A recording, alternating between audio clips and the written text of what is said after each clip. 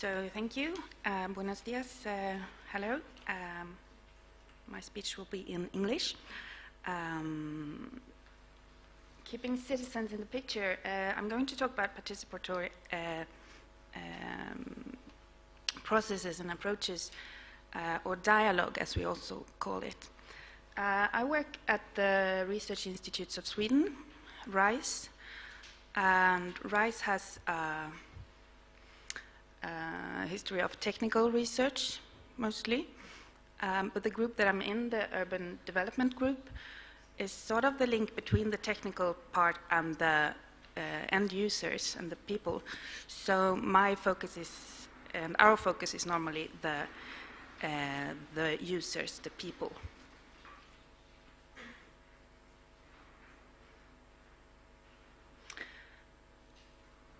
The last decades, there's been a significantly increased interest in participatory processes in Sweden. And in 2006, this was sort of taken care of because the interest in joining political parties and taking engagement in the planning processes in the country has decreased, and the government and municipalities could see that this had to we had to make a switch in this. And in Sweden, you could say that 9 out of 10 municipalities say that they have worked with dialogue in some way. So it's quite a high use of this.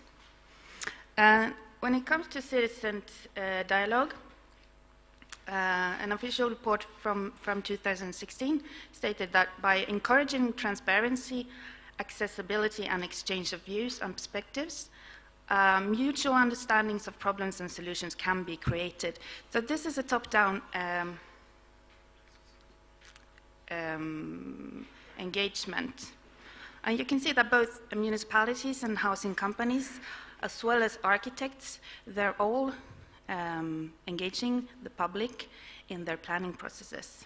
And some even say that it's highlighted as crucial for creating a sustainable society. So these are some of the reasons why we engage so much in public participation. And I said there has been a development to more public participation. It's claimed to be strengthening democracy, that you get a greater cohesion in one place, and that people get increased knowledge in the democratic processes by engaging. So engaging by invitation, you can say, that the municipalities invite the public to engage. You get a better basis for decision making, and this goes both ways, so that the public is better educated, and the cities are better educated, you might say, in what the public wants. You can anchor your decisions better and get efficiency gains by this. And some even say that it increases the public health because people feel better. They get involved and can influence, and they can also meet other people and exchange experience, and it links them to the place where they live. It's been discussed whether it's true or not, but some even claim that it provides, that dialogue provides faster urban processes because people tend to appeal less if they are already involved in the processes. So this sort of top-down influence, in 2006, the Swedish Association of Local Authorities and Regions started a project working with public participation.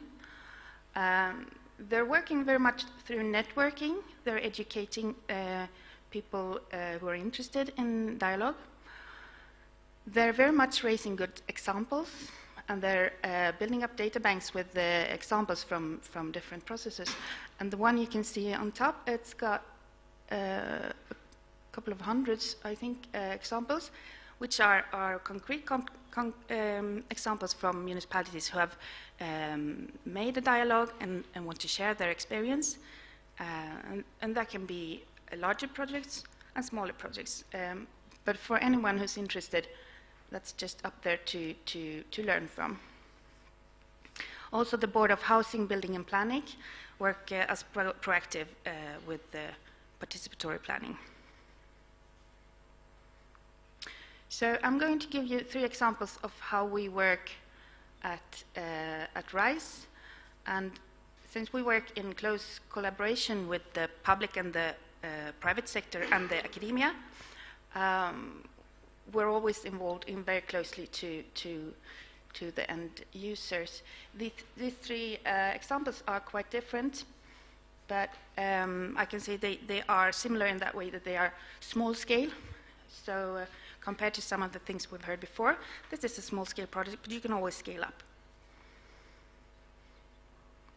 In the Diamap project, colleagues of mine have studied to see how can the housing and real estate development companies manage and organize their work with civil society dialogue,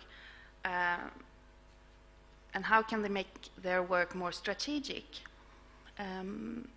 They met a lot of companies, they met a lot of people, and they've gone through a lot of materials. What they could see was that very much was done, but it had to be, it needs to be more formalized, and they need to put more structure in the work to increase the legitimacy, and they also need to improve their follow-up in the work. The work also resulted in a model of dialogue management system, and do not be afraid of this one because you don't have to actually read it, but it's like this. It's based on the ISO systems and the quality management standard from 2015 and the 2013 innovation management standards.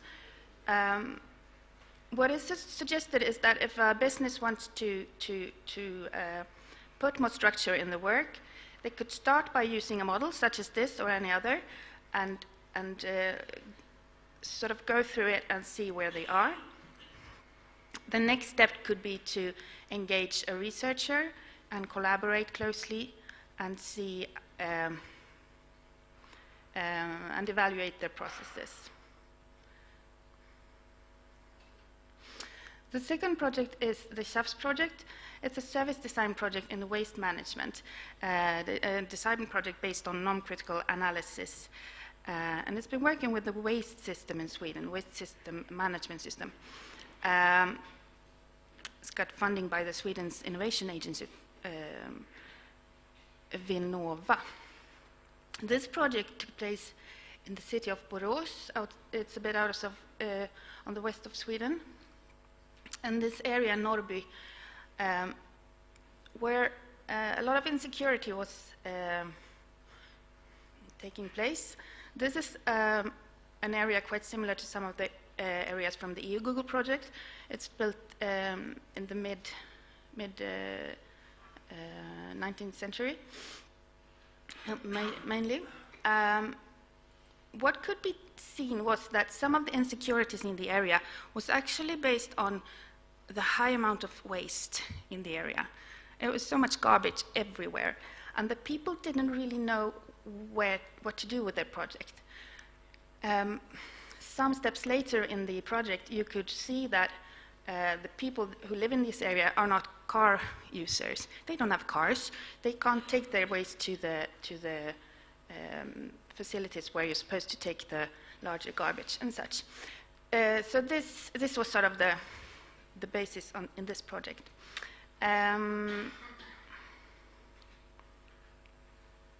It's been a very inclusive design process using the service design steps to investigate, to co-create in all steps, to prototype and then mobilize the actions.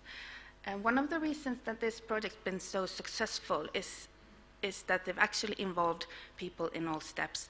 And one group that was involved was the politicians in the city of Borås, who were able to try out the services, the bike services, because this is the actual bike service you can see here. And them being able to try it out led to more acceptance and enabled them to make another kind of decisions about this project. They've used public participation in all steps. That means both in the ID generating processes and in the evaluation of the project.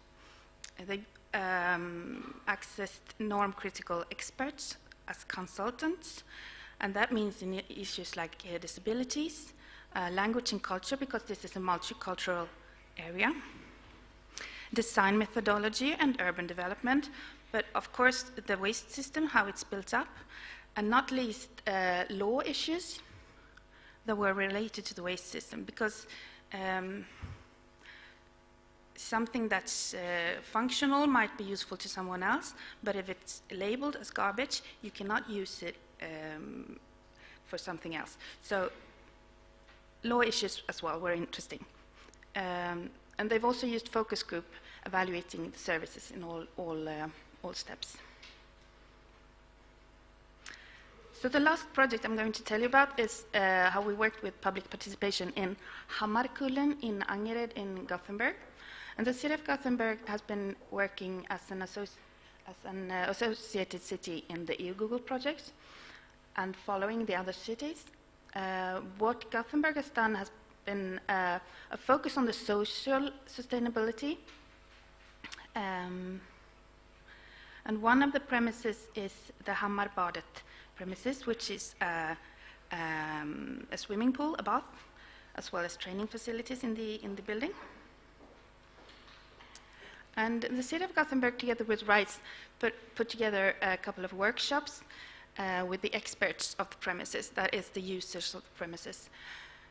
And this led to a very distinct and clear material, very physical, tangible material about desires and wishes, as well as needs for the premises. One of the things was that the users did not only use the premises for training and swimming, they also use it as a social gathering point, which is very important when you're trying to integrate in the society, of course. It gave the city a lot more insights, but also influenced the architects a lot. So this might seem as a quite traditional dialogue, but then there was sort of an add-on, because what happened was that we realized that the materials was very good and the group was very engaged and more could be done. And at that point, the Public Art Agency of Sweden asked for applicants for a project called Art is Happening, which is an investment in cultural activities in housing areas with low voter turnout. So to get people to engage more in these areas, they started this project. And what we could do was we could continue the work from the previous workshops. This is a Spanish artist called Maider Lopez, who was involved. And she's met the groups who's been involved and could produce an artwork which is being installed at this point. And it's been working with the issues of transparency and bringing the nature inside, and also the feeling of being at home, being comfortable in a public area. So she could sort of take the materials a bit further from before.